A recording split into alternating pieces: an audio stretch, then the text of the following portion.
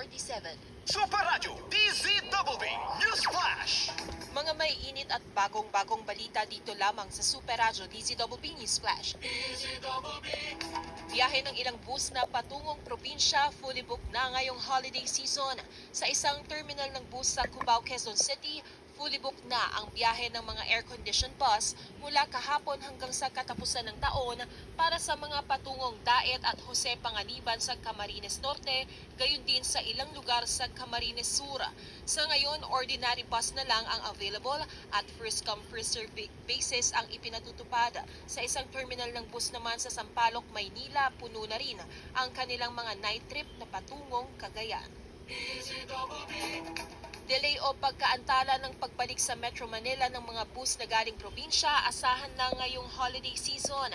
Ayon kay Alex Yage, Executive Director ng Provincial Bus Operators Association of the Philippines, partikular na rito ang mga bus na manggagaling sa Southern Luzon.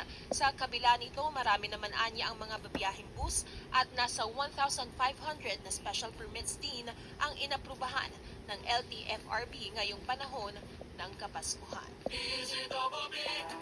Sumainyo ang may init at bagong-bagong balita. Ako naman ang inyong kapuso, Rohanisa Abbas ng GMA. Walang kinikilingan, walang pinoprotektahan, serbisyong totoo lamang. Super Radio DZBB News Flash.